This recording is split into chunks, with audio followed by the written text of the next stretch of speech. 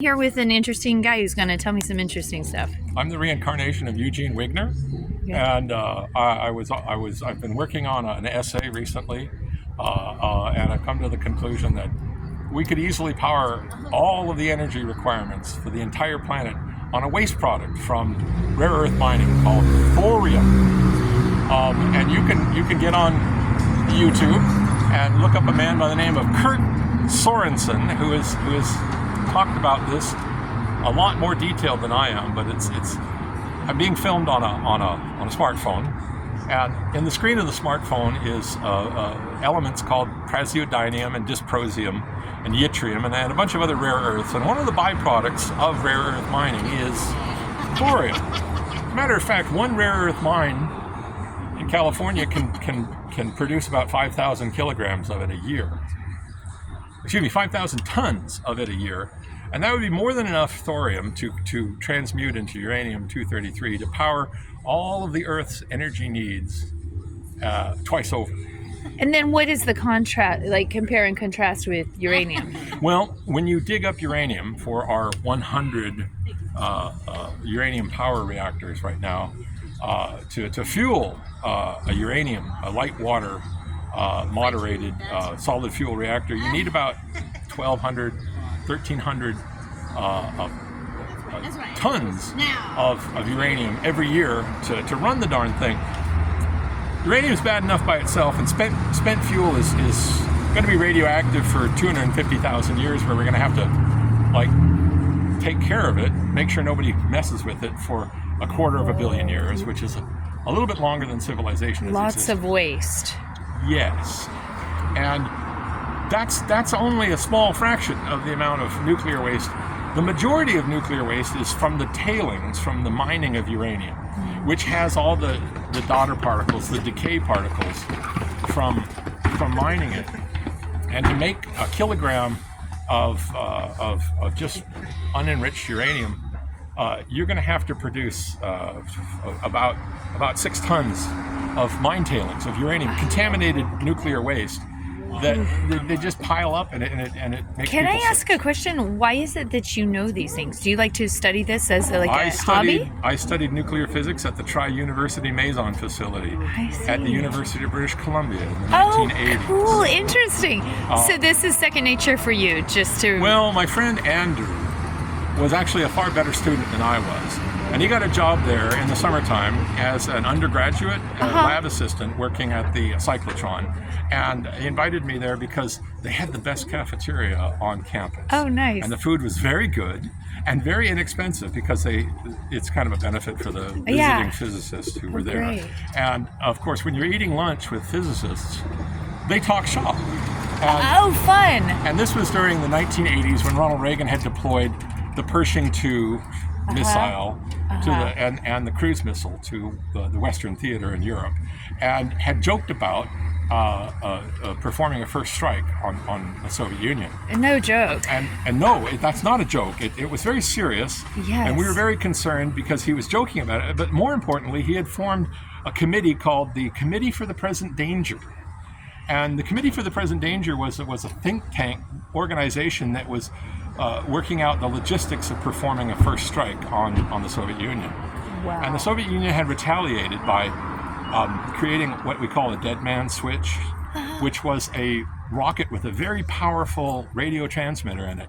And if they didn't get a signal from the Kremlin every day saying, don't launch it, the people who were in charge of this dead man switch would launch the rocket, and it would fly up in the airspace above the Soviet Union, and it would transmit one signal, and that signal would be launch everything we have at all of our targets. My goodness. And end all life on Earth.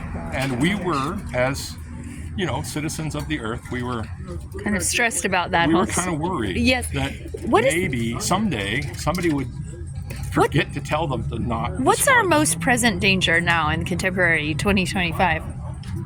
Well, if you're talking about long-term danger, let's talk about these lovely cars that are fueled with petroleum, gasoline that comes from oil refineries, and we're pumping about 44 billion tons of carbon dioxide into the atmosphere every year.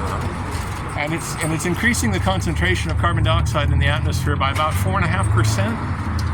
4.5 parts per million every year. When I was a little boy, it was 280 parts per million when I was born in 1967. And now it's 430 parts per million. And one of the things when you go to a university is you bump into these nice people who are anthropologists, and they dig up rocks. And one of them told me about the Permian-Triassic boundary layer. And the Permian-Triassic boundary layer is interesting because below the Permian-Triassic boundary layer, there's thousands of fossils of marine life, trilobites you may be familiar with. They look kind of like flat shrimp. There were thousands of different kinds. And above the Permian-Triassic layer boundary, 95% of all taxon, of all fossils, are missing from the fossil record. They died. And then they looked at the chemistry of the rocks, and they found out that the reason why all these life, there's another name for the Permian-Triassic boundary layer. It's called the Great Dying. 95% of everything.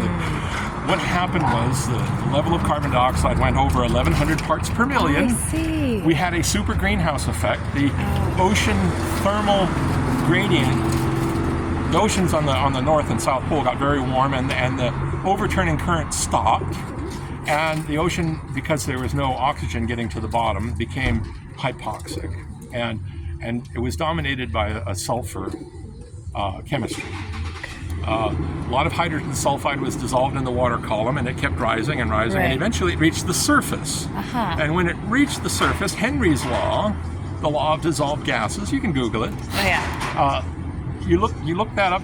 The hydrogen sulfide started to dissolve into the atmosphere, and of course, as soon as it got into the atmosphere, it started killing everything that had mitochondria in it, which of course is all animal life, all plant life.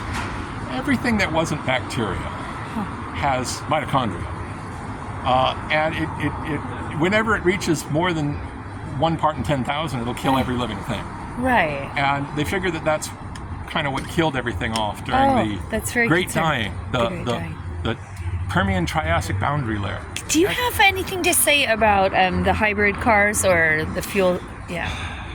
The hybrid cars aren't a bad idea because you get more efficiency. It's essentially a more efficient transmission. You're generating electricity that's being converted into torque, and you get better gas mileage out of it. And it's a good idea. It's it should be a short-term thing, but you have to ask yourself. It's sort of like electric cars, like the Teslas and the other electric cars that are 100% electric. You're charging it up at home with your home charger. Yeah. You are losing 15% of the electricity when you take it out of the grid and turn it into the chemical potential inside of your battery. And then when you turn that chemical energy back into electricity, you're losing another 15%. So there's 30% right off the bat. Yeah. Then to get it to your house, you lose 10% when you transmit it there from the power plant that is fueled with coal. Coal, when you burn it, even in the most efficient boiler, you're going to lose 70% of the heat value of that coal up the smokestack. And so you've lost 30% converting it into torque from the electricity. Then you're losing, 70% of it when you burn it. And you're losing 10% when you transmit it. And so, it's very efficient. From the electricity, when it's delivered to the electric motor, converting it into torque, it's very efficient. Can I ask another question, kind of going back to the first subject? Are the metal, I've heard a lot about the metals that are in our electronics being mined in a dirty manner such that they endanger people. Could you talk about the human rights concerns there? Well, in order to get the battery in your smartphone, this battery, to keep it from exploding when you charge it, you have to put cobalt in it. And cobalt comes from the Democratic Republic of the Congo. And it's there's no actual cobalt mines. It's artisanally mined, which means children go into tunnels under the ground and bring out chunks of cassiterite, and then they package it up in bags, and usually they get robbed by somebody with a gun who takes it from them, and one thing leads to another, and it winds up on an airplane going to Belgium, where it's refined into the coltan and the cobalt that's in your phone. Wow. And it's not an environmentally mined mineral. It's not mined, There's no way to have it human right. fair trade in any way. Yes, you could have it Hypothetically. mined, and you could have it, but the people who are currently mining it, they don't want to have roads built out there, because if they built roads, then the police could get out there and say, no, you can't steal it from the people who are mining it, because you steal it from the miner, he's just going to say, I don't have an AK-47, I'm going to go and dig up another sack of it, and they're going to be so busy drunk after stealing all my cobalt. And aren't there toxic effects to the human health, like carcinogenic possibly, or mutagenic? Lots of them. Okay. They use mercury, they use acids, they cut down forests, and it's the human rights abuses are bad enough, but what they're doing to the environment is a lot worse. Okay, so we're at 12 minutes almost. Do you have that's longer than most. That's amazing. No, that's pretty long for YouTube. This has been one of the most interesting things ever. Thank you so much. Do you have any further thoughts, or like a summary, or go check out your channel? Or I don't have a channel. This is my first YouTube video. Oh, congratulations. Thank you. Thank you so much.